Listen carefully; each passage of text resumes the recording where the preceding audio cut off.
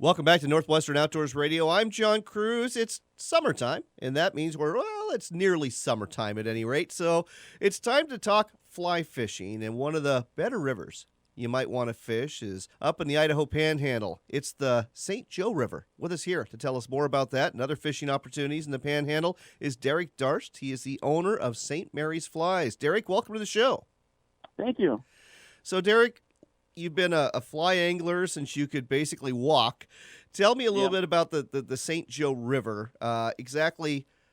Well, just give us the breakdown of the St. Joe and tell us what we're going to find there and the fishability of the river and everything else. It's mostly got a highway all along and all the way up to red eyes. So mostly it's all cutthroat, occasional rainbows, a few bull trout.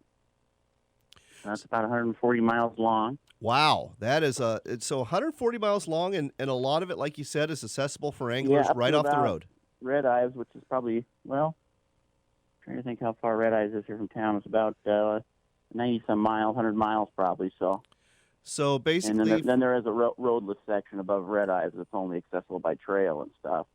So from St. Mary's all the way up to Red Eye, 90, 100 miles, you can access this river and get into tons of the great fishing that's available there. Yeah. About 20 miles up from town is where the Swiftwater starts, and that's where you start getting into your good cutthroat fishing and all that. Okay, that's good to know. And, So, question for you here: when it comes to fishing this river, you're going to go up 20 miles, like you said. Is this a situation where the further up you go, the better it gets, or is it? I would say earlier in the year, I start down a little lower. I'd say as summer progresses, you probably want to move up further. That makes a lot of sense. But there is some fish down lower year round. You just got to look for the faster water and stuff as summer gets here and the water warms up and stuff. So. Well, and I've got another question for you. When it comes to the cutthroat in the St. Joe, I've read at least one article that suggests that these trout, I'm used to, at least in my mind, thinking trout stay stationary, that they basically live in a certain pool, they don't move. But I understand on the St. Joe, a lot of these trout are going to move upstream, like you said, as the summer progresses. Yeah, I think, quite a bit, yeah. Let's talk. Go ahead. What's that? I would say, but got a lot of times. I mean, there was a place there last year. There was this one cutthroat. I caught it probably just about every week. It was there in the same spot. So sometimes I don't know how much some of them move. Some of them do, but a lot of them spend a lot of time in the same spot, I think, too. So. Okay. Well, that's more than fair. Yeah. Here's another question for you. When it comes to the cutthroat, when it comes to the rainbows, what kind of size are we looking at? What's the average size, and then what's the biggest fish you've got? I'd say that the average probably cutthroat is probably, I'd say 12, 13 inches. Nice. You're always hearing people talking about the 20 inches, but that's usually their stories. I think, but I catch a few 18 inches a year. I've caught a few 19s. 16, 17 inches are pretty common. I was up there Friday. I think I probably caught 3 that were in that 16 to 18 inch range.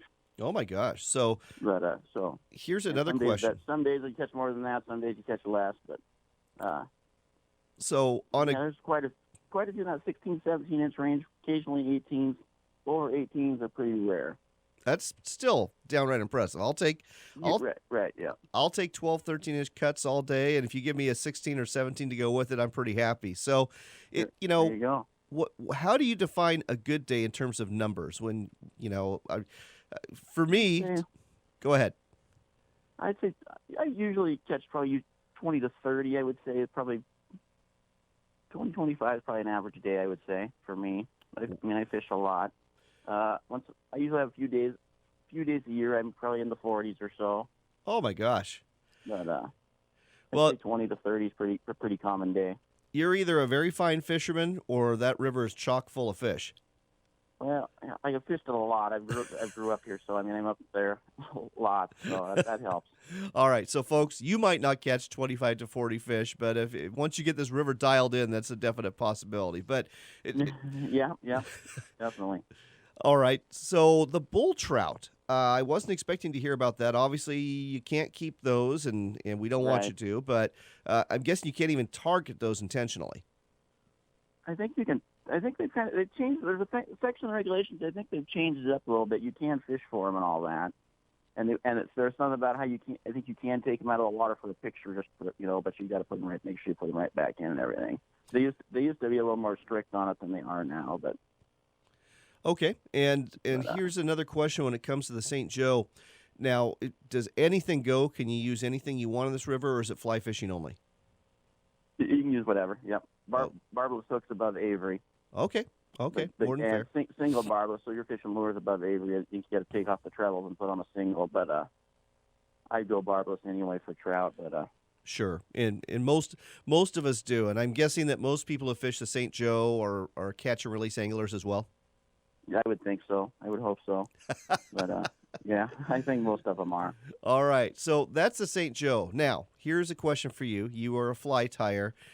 Two Uh-huh. flies. If you were going to do a two fly competition on the St. Joe and you're fishing it in the summer, what are the two flies you would use? Number one it would be like a red-bodied Turk's tarantula. Oh, That fly. Yep, I love that fly. And you can fish it wet. You can fish it dry. It amazes me how many fish I catch just at the end of your drift, just swinging it in the current. Actually, wow. Okay. a red or a burnt orange body. And number two, it kind of depends on the time of year. Summertime. And Goddard caddis I do very well in the summer up there. I had a feeling you were going to say a caddis. Summertime fly. Uh-huh. I like that. Yeah, and get hoppers in August. That makes sense. Mm-hmm. In August, start using hoppers. This time of year, lot more mayflies and stuff. All right. Again, Like I said, folks. it depends on the time of year. But the Turk's tarantula with red or kind of burnt orange body. That's probably number one. All right, there you go. Folks, Yeah. you're listening to Northwestern Outdoors Radio. We're talking to Derek Durst. He's the owner of St. Mary's Flies. We've been talking about fishing the St. Joe River. Now, I was on your Facebook page, and again, that Facebook page, folks, is just St. Mary's, and it's spelled Marie's, but it's pronounced Mary's Flies. And you had some absolutely beautiful poppers and flies for bass fishing. Where are you bass fishing around St. Mary's? In fact, yesterday I was just down here by town in the river. I caught a few smallmouth right here by town. Down here in the lower part of the Joe, there's a lot of smallmouth anymore. Really? Yeah, lots. Yeah, I caught some last night just right here by town. I just took my kayak downtown here and caught some. But and then you get down towards the mouth of the river, you got Coeur d'Alene Lake, you got Round Lake, Chatcolette, Benoit, and then we also have the chain lakes up the Coeur d'Alene River there. Within 45 minutes, there's I think like 9 lakes or something. So Wow. there too. So I, plus there's a few other little lakes right around here. So there's lots of bass fishing around here.